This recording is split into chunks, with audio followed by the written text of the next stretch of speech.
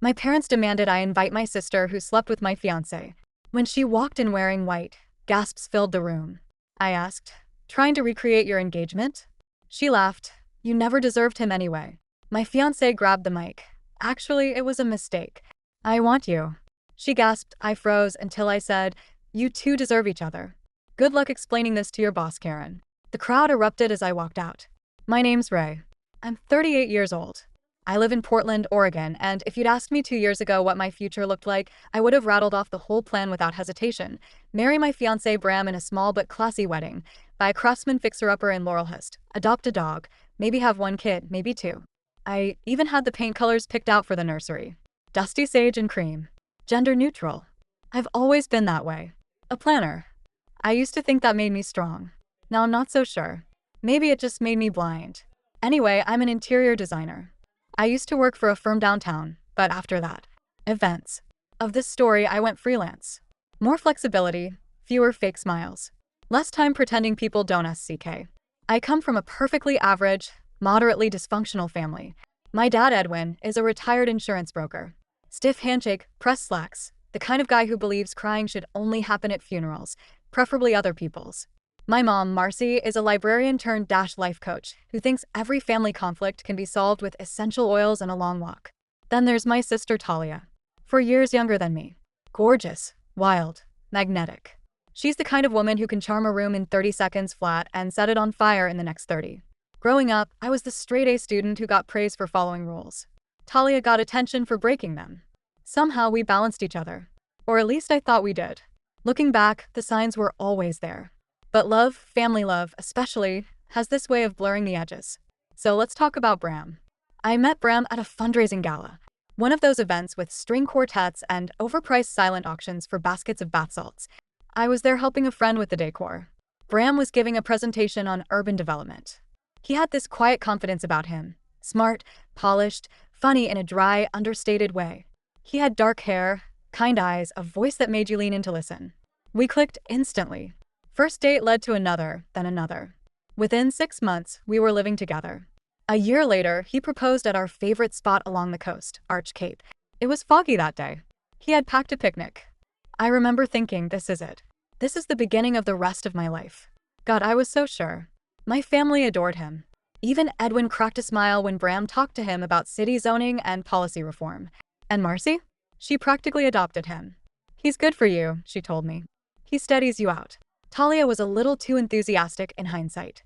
She touched his arm a lot, laughed a little too hard at his jokes. But that's just her, I told myself. She flirts with everyone. Right. The wedding planning started almost immediately. I didn't want anything big. 75 people tops. Rustic venue out in Hood River. Good food, great wine, no drama. Huh. I should mention that Bram traveled a lot for work. Conferences, site visits, city hall stuff. So I didn't think much of it when he was gone for a few days here and there. Talia had just broken up with her latest musician/startup founder boyfriend, so she was crashing with me from time to time. Said she needed a break from her own chaos. I believed her. Until one afternoon, she left her phone on my coffee table while she was in the shower. A message popped up. Bram. Last night was a risk. Worth it. Can't stop thinking about you. My brain short-circuited. I stared at the screen like it was in another language. Then I unlocked it. Talia's passcode hadn't changed in years, and scrolled. Messages. Dozens of them. Over weeks. Pictures. Jokes. Pet names. I remember standing up and realizing I couldn't feel my legs. I felt hollow. Not even angry yet. Just void. When she came out of the bathroom with a towel around her hair like nothing was wrong, I held up the phone and asked, "How long?" She froze. Then, God help me, she actually rolled her eyes. "I didn't mean for it to happen," she said, like she'd bumped into my favorite vase and knocked it off the shelf. It started as a mistake, and then it got complicated. I just stood there. Couldn't move. Couldn't breathe. "You always get everything, Ray," she said, wrapping the towel tighter. The job, the house, the guy. I was drunk. He was vulnerable. I didn't plan it. But you kept doing it. Silence. I kicked her out. Told her she could find her own place to break from her chaos. Then I confronted Bram. Same response. No denial. No guilt, really. Just that same detached look he gave when something broke around the house. "I felt trapped," he said. "Things were moving fast. You were so sure about everything and I wasn't. But you were sure about sleeping with my sister? He didn't answer. Didn't need to. I called off the wedding that night. I expected my parents to be outraged. Supportive. Furious with me. They weren't. Don't do anything rash, my dad said. These things are complicated. She's your sister, my mom added. You both made mistakes. Excuse me? Both? It was like they couldn't comprehend how deeply this had cut. Like family betrayal was just another thing we sweep under the rug. You'll regret cutting her off, my mom warned. You two were always close. Yeah. So close she FK'd my fiancé. Anyway, it took me a long time to get back on my feet. I lost the deposit on the venue. Cried in the Target betting aisle more than once. Spent months in therapy, trying to understand why my pain wasn't being validated by the people who were supposed to love me unconditionally. But here's where it gets messy. A year later, I met someone else. Darren. We'd known each other professionally for years. He was a contractor I'd worked with on a few high-end remodels. After the breakup, he reached out just to check in. No pressure. No expectations. Just kindness. We started spending time together. Slowly. Quietly. He never tried to fix me. He just listened. One night over tacos and cheap beer, he said, "You don't have to be okay right away. You just have to be honest." I fell in love with him right there. So when he proposed, quietly in my living room with a vintage ring I'd once admired, I said yes. I wanted a wedding, but different this time. More honest. Less pressure. We decided to go back to that same venue in Hood River. Not out of nostalgia, but because I wanted to take that space back. Make new memories. Reclaim it. My parents were cautiously optimistic. And then came the phone call. "So, is Talia invited?" My mom asked, casually, like she was inquiring about the menu. "No," I said. A pause. "She's your sister, Ray. She slept with my fiancé, Mom." That was years ago. It was last year. She apologized. She sent me a meme with a monkey holding flowers. That's not an apology. You're being dramatic. And there it was. I ended the call. But a few days later, I caved. I told them she could come, but she'd be a guest. Nothing more. I still didn't think she'd actually show up. Oh, but she did. Late. Loud. And wearing white. Not off-white. Not champagne. Bridal white. Silk. Strapless. Veil. The entire room turned. My aunt gasped so loud it echoed. I turned, saw her standing there like she owned the place. I took a deep breath and sat into the mic. "Trying to recreate your engagement?" She smiled. "You never deserved him anyway." Before I could respond, Bram, who had somehow gotten an invite as a +1 through my clueless cousin, stood up and walked to the front. He picked up the mic. "And I swear to God," he said, "actually, it was a mistake. Ray, I want you. I always did." The room went silent. Talia gasped. My brain went blank. Then I said, loud and clear, "You two deserve each other. Good luck explaining this to your boss, Candace." Yeah, turns out Bram was screwing his boss too. She was there. Front row. The crowd? Chaos. Someone dropped a glass. Someone else clapped. My uncle whispered, "Damn." And I walked out. Darren met me out back. "Still want to marry me?" I asked. He nodded. "Hell yes." And we did. Darren wrapped his arms around me as soon as I stepped outside. I was shaking. Not crying. Just trembling with that electric, boiling kind of adrenaline that comes right after public humiliation and a mic drop you didn't plan for. "You okay?" he whispered. I nodded against his chest. "Not yet. But I think I will be." I could hear the murmurs inside. People were stunned. Some were trying to pretend like it didn't happen. Others, I was sure, were already texting the group chat. I didn't care. Darren kissed my forehead and pulled back just enough to look at me. "What do you want to do?" I glanced over my shoulder at the barn. It looked so small from out here. "I don't want to give up my day to them." "Not again." He smiled, soft and sure. "Then let's make it ours again." So we did something ridiculous. Something no Pinterest wedding board would have prepared me for. We grabbed our closest friends, dragged a folding table out under the old oak tree near the edge of the property, and set up an impromptu ceremony. No microphones. No aisle. Just us, the people who actually gave a damn, and a patch of grass that hadn't been tainted by betrayal.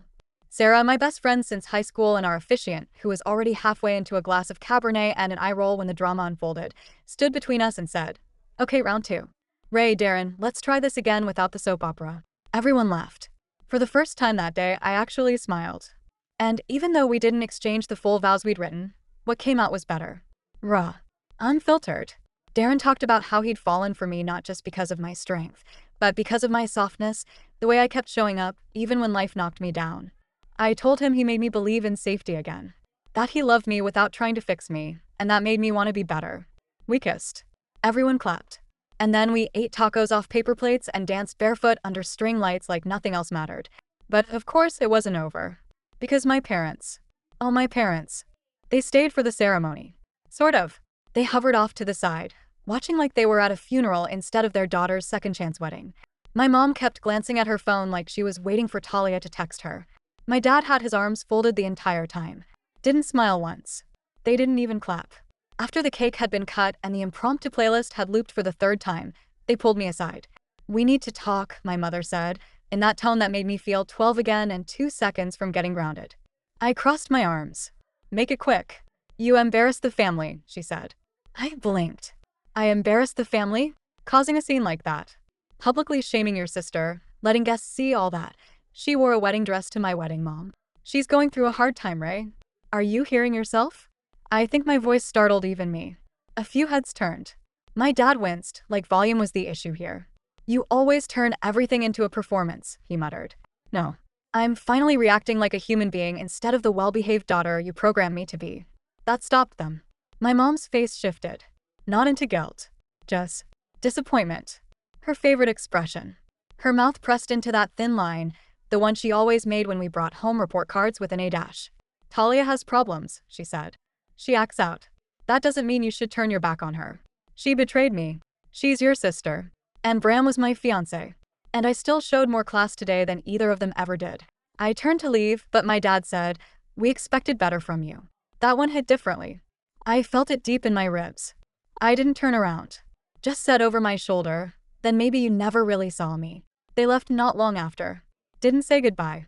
Didn't hug me. Didn't even look at Darren. And you know what? That hurt more than I expected. I'd spent so long bending over backwards for their approval, thinking one day they'd finally get it, that I wasn't the difficult one.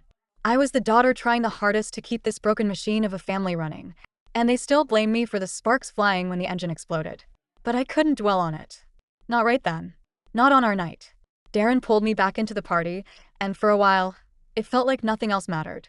The wine flowed, the music got louder. Someone's kid fell asleep on a picnic blanket, and another one was making daisy chains for everyone's hair. But beneath the laughter and clinking glasses, there was this tight coil of something in my chest. Not anger. Not sadness. Not even fear. Grief. For what I'd finally accepted was never coming. For the parents who would never stand up for me. For the sister I used to protect, who had finally turned into the villain in my story. And for the version of myself who thought if she was just good enough, everything would be okay. Later that night, after most of the guests had left and Darren was collecting plates, Sarah sat beside me on the porch. "You okay?" she asked. "Ask me tomorrow," I said. She passed me a leftover cupcake. "You were incredible today. Brave." I didn't feel brave. I felt wrecked, but alive. And that counted for something. We sat in silence for a while. Then she said, "You know this isn't the end, right?" I nodded. It never is. Because Talia was still out there. My parents still didn't get it. Bram would undoubtedly slither back into someone's inbox eventually. And me? I was about to find out who I was without all of them pulling the strings. 2 weeks passed before I heard from Talia again. I wasn't expecting her to reach out. Honestly, I'd half convinced myself she'd slithered back into whatever chaos pit she'd crawled out of, probably with Bram licking his wounds somewhere beside her. But no. She texted, "We should talk. When you're ready." I stared at the message for a long time. Darren was in the kitchen, washing dishes and humming to himself like nothing in the world could shake him. I hated that the message shook me. I hated that I still even cared. I didn't reply. I thought ignoring her would make it easier. But the silence grew teeth. Every time my phone buzzed, I flinched. My appetite dipped. Sleep got weird again. I knew enough from therapy to recognize the signs. I wasn't past it. I was just suppressing it. And you can't heal what you won't look at. So, a few days later, I called her. She answered on the first ring. "I didn't think you'd," she started, but I cut her off, publicly showing up in a bridal gown to someone else's wedding. "Talia, even for you. I didn't mean to upstage you." My laugh was sharp. "You wore a veil, Talia." She went quiet for a second. Then, I didn't know how else to be seen. I blinked. What does that even mean? I don't know. Everyone always looks at you like you've got it all figured out. The career, the fiancé, the friends, the house. I just wanted to feel important too. And the best way to do that was to screw my fiancé and show up in bridal couture. She didn't defend herself. For once. I know I messed up. But I also know you're not perfect either. Oh, please don't both sides this. I'm not. I'm just saying. I'm not the only broken one. You just hide yours better. That hit a nerve. Because maybe she wasn't entirely wrong. I've spent most of my life curating control. Keeping it together. Making things neat. Even when things fell apart, I made the rubble look organized. But deep down, yeah, I was cracked. I needed approval like oxygen. I forgive too easily. Let people walk over my boundaries because I was scared of being alone. Talia didn't hide her mess. She wore it like a badge. I resented her for it, her recklessness, her selfishness. But maybe part of me envied how unapologetic she was. Still, that didn't excuse what she did. You could have come to me, I said. You could have told me you were struggling. I did. You were just too busy planning your perfect wedding to hear me. Silence. Was that true? Maybe. A little. But she'd also never made it easy to care for her. She'd always treated love like a performance, only worth it if it got her attention. And when she didn't get it, she found it in other ways. Dangerous ways. I can't just forgive you, I said finally. I'm not asking for that, she replied. I'm asking if we can try again. As sisters. Start from scratch. Start from scratch. Like this was a piece of IKEA furniture we'd assembled wrong and could just redo. But still, I didn't hang up. I'll think about it, I said and ended the call. I didn't tell Darren about the conversation right away. I didn't know how. He'd never pressured me to forgive her or reconnect with my parents. He supported me in silence. But part of me wondered if he wanted me to let go. To find peace, even if it meant reconnecting with people who'd hurt me. I finally told him that night, while we were sitting on the porch with tea, wrapped in the ugly quilt my great-aunt made that we secretly loved. She called, I said. He nodded. How'd it go? She said she wants to start over. He didn't say anything for a long moment. Just stared out at the dark sky, listening to the night sounds, the far-off barking dog, the rustle of wind in the trees. Finally, he said, Do you want that? I don't know. That's okay. It was such a simple thing to say, but it felt like permission. To not have all the answers. To just be in limbo for once. That weekend, my parents called. Not my mom this time, my dad. Which was rare enough to make me pause before answering. Ray, he said with a breath like he'd been holding it. Hi, Dad. I want to talk. Face to face. Just us. I didn't commit. I didn't say no. But I didn't say yes either. He showed up the next day anyway. I was in the middle of rearranging throw pillows on the couch. Yes, I know, cliché. When Darren knocked on the window and mouthed, Your dad's here. I opened the door and stood there, arms folded, waiting for whatever lecture he'd prepared. He surprised me. He took off his hat, looked me in the eye, and said, I owe you an apology. I stared. He continued. I failed you. As a father. When you needed me to take your side, I tried to stay neutral. That was wrong. You were hurt. And instead of defending you, I tried to keep the peace. But peace without justice isn't peace. It's denial. I was so stunned I didn't even know what to say. Your mother doesn't get it yet, he added. But I do. I should have said something at the wedding. I should have told your sister to leave. And I should have hugged you instead of walking out. He held something out to me. A photo. Me as a kid, holding a toy hammer and helping him build a birdhouse. I looked so proud. So certain. I found this in the garage, he said. You always wanted to build things. Fix things. But I think it's okay to break away from what's broken too. I took the photo with trembling fingers. That tight coil in my chest twisted again, but it loosened. Just a bit. Thanks, Dad, I said. We stood there in silence for a moment before I finally let him come in. He sat on the same couch I used to lie on after nightmares, and for the first time in years, I felt like he actually saw me. Not as someone who needed to be corrected, but someone he could finally respect. We talked for a while. About nothing. About everything. It wasn't a full repair, but it was something. And it made me wonder if healing had to be this messy. If maybe it wasn't about clean slates or forgiveness wrapped in bows, but about standing in the wreckage and choosing what pieces were still worth keeping. Talia texted again that night. I heard Dad came by. Did it help? I stared at the message. Typed something. Deleted it. Typed again. It's complicated. Like everything else. I'm still here. When you're ready. I didn't answer. But I didn't block her either. A few days after Dad's visit, I ran into someone I didn't expect. Bram's sister, Elise. It was at the grocery store of all places, in the cereal aisle. I was reaching for a box of granola when I saw her out of the corner of my eye. She froze. I froze. She looked like she hadn't slept in weeks. Ray, she said carefully. I nodded. Elise. We both stood there awkwardly for a moment, boxes of carbs between us. I didn't know if I should say something, she admitted. I wasn't sure if you'd want to see me. I shrugged. We're already past the point of pretending things aren't weird. She gave a small, sad smile. Yeah. Guess we are. There was something in her face. An apology she didn't quite say out loud, maybe because she wasn't sure she had the right. Elise and I were close once. Not best friend close, but Sunday brunch and double text on birthdays kind of close. She was the one who told Bram not to mess things up. Guess he didn't listen. I'm sorry, she finally said. You didn't do it. No, she admitted, but I didn't stop it either. I knew something was off. He was acting strange. Moody. Secretive. I asked him if he was having doubts, and he told me I was being dramatic. I looked at her then, really looked. Her eyes were rimmed in red, makeup smudged like she'd wiped away tears with the back of her hand. There was no lipstick, no usual polish. Just raw honesty. I don't talk to him anymore, she added. Not since the wedding. I told him what he did was unforgivable. That he didn't just ruin your life. He dragged everyone through the mud to do it. I didn't realize how much I needed to hear that until I did. Thank you, I said quietly. She nodded.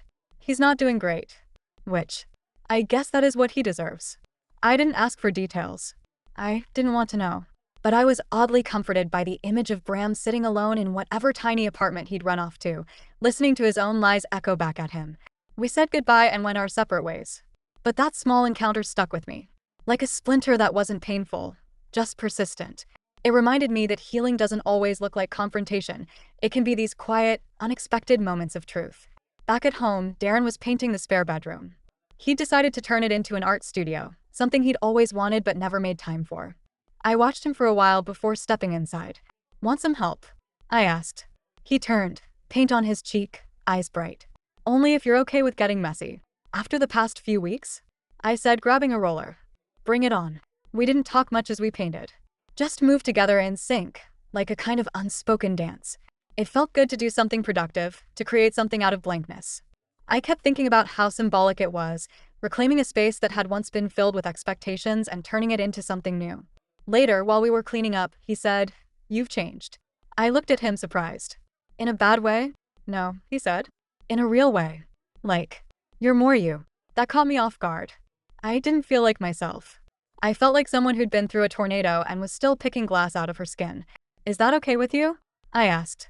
More than okay. I fell in love with who you were, but I'm proud of who you're becoming. I didn't say anything. I just wrapped my arms around him and let that be the answer. But even as we stood there, holding on to this moment of peace, I knew the storm wasn't entirely over. Because my mother called again. This time she left a voicemail. Ray, it's your mother. I don't know what your father said, but I'd like a chance to speak for myself. I know you think I've taken your sister's side, but I've only tried to do what's best for our family. Call me. I played it twice. Then a third time. Her tone was clipped. Polite. Like she was inviting me to a PDA meeting, not trying to patch up the crater she helped create. Darren saw the look on my face. What is it? My mom wants to talk. He didn't push. He never does. Just nodded and said, whatever you need. I sat with it for a day. Then two. Then I texted her. We can meet. Public place. Neutral ground. She replied right away. There's a cafe on 5th Tuesday at 11? The cafe was small, quiet, and just pretentious enough to make her feel comfortable. She was already seated when I arrived, sipping tea like nothing was wrong. Like this was brunch and we were about to talk about garden parties and redecorating the foyer. Ray, she said, standing to kiss my cheek. I sidestepped her and sat down. Let's just talk. Her face tightened, but she nodded. I want to explain myself, she began, folding her hands neatly in her lap. I know things haven't been easy, but I did what I thought was best. For who? She blinked. For everyone. I leaned forward. You asked me to invite the person who betrayed me. To smile through it. To pretend like it didn't matter. She's your sister. I'm your daughter. There was a beat of silence. I didn't ask you to choose, she said, almost whispering. You didn't have to. You made it clear whose feelings mattered more. She was fragile. So was I. Another silence. This one longer. I didn't want to lose both of you, she said finally. So I tried to hold it together. Keep things from falling apart. But by doing nothing, you chose her. She looked down at her cup. She was always the dramatic one, she said. You were strong. We thought. You could handle it. I laughed bitterly. That's the problem. You assumed I'd be okay no matter what. So you didn't protect me. She looked up then. And for a moment, I saw something shift in her expression. Not guilt. Not quite. But a kind of reluctant understanding. I see that now, she said. I don't expect you to forgive me. But I hope you know. I never stopped loving you. I didn't respond. I didn't know how to. Instead, I stood up and said, love without loyalty isn't love. It's convenient. Then I left. Back home, I told Darren everything. He didn't say much. Just held me as I talked, like I was letting something drain out of me that had been poisoning me for years. And maybe I was. It's strange how you can be so entangled with people, family, blood, and still feel like you're finally free when you let them go. Or at least, when you stop letting their silence define you. I didn't know what would happen next with Talia, or my mom, or even my dad. I didn't have a plan. But for the first time, I didn't need one. All I knew was, I wasn't going back to the version of myself who stayed quiet to keep the peace. I was building something new. Something messier, louder, and a hell of a lot more real. 3 months passed. 3 whole months without seeing Talia, without talking to my mom, and without another stunt blowing up my life. It was weirdly quiet. Peaceful even. Darren and I settled into newlywed life. Not the kind you read about in bridal magazines, but the kind where you leave toothpaste caps off and laugh through burned dinners. It was real. Messy. Ours. Then I got the invitation.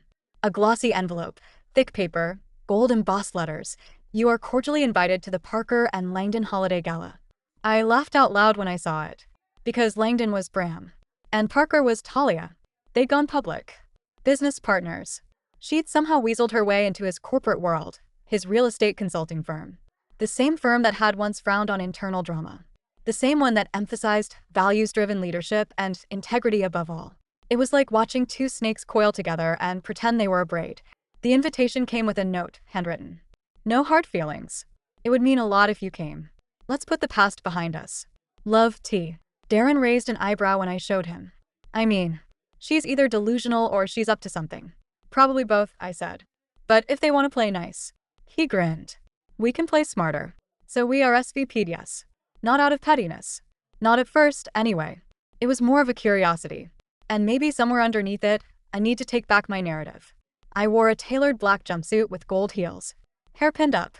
Confidence. Sleek. Not the broken bride they remembered, but the version of me they'd never quite expected, the one who didn't need their approval anymore. Darren looked like he stepped out of a GQ cover, classic charcoal suit, unbothered expression, and a quiet kind of power in the way he carried himself. We were a statement without trying to be. The gala was held at a high-rise rooftop downtown, all glass and chrome and overpriced wine, the kind of place built to impress, where everyone pretended to know everyone but nobody really liked anyone. We walked in together, hand in hand, and it didn't take long before heads turned. Talia spotted us first. She was standing by the open bar, wearing a champagne-colored gown and a forced smile that didn't quite reach her eyes. Ray, she said, arms open like we were lifelong friends. I kept my hands at my side. Talia, you came. You invited me. Yes, but I didn't think you'd actually show up? Yeah. People usually don't expect that when they've betrayed you. Bram slithered up beside her, drink in hand. His tie was crooked. His smile is even more so. Good to see you, Ray, he said, smooth like old wine that had turned sour. I ignored him and looked straight at Talia. So, this is your big debut? She laughed nervously. I guess you could call it that. I smiled, slow and deliberate. Well, congratulations. Not many people get to destroy one life and still manage to step into a penthouse. That shut her up for a second. I turned to Bram. And you? How's the PR lately? His expression tightened. Darren chimed in casually. Yeah, I heard about that memo your company sent out. Something about revisiting internal relationships policy. Talia blinked. What memo? Bram shifted uncomfortably. It's nothing. Just legal covering bases. I said. Because it'd be such a shame if investors found out about an executive knowingly entering into a relationship with a partner who espionaged a public event, especially one tied to the firm's image. Her eyes snapped toward him. You told me it wouldn't be an issue. He hissed back. It wasn't until she showed up. The tension was delicious. I leaned in a little closer, voice low and warm. You know, it's funny. I never planned revenge. Never needed to. But you two. You handed me everything. What do you mean? Talia asked. I pulled out my phone and showed her a screenshot. An anonymous tip submission form. The recipient? Bram's company's Ethics and Conduct Committee, with a detailed account of how a senior executive had been involved in misconduct, starting with fraternization and ending in reputational damage at a high-profile wedding that included clients of the firm. Oh, I added. And did I mention the local news picked it up last week? Just the human interest angle. Wedding goes up in flames.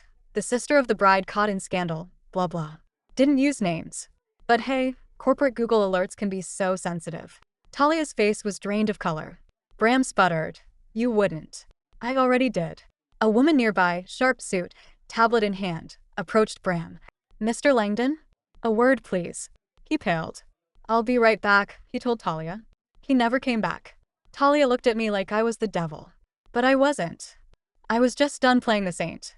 You know, I said gently, you always thought you had to be the center of attention to matter.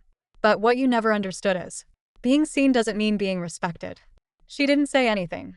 So I added, I hope one day, you figure out who you are when you're not stepping on someone else.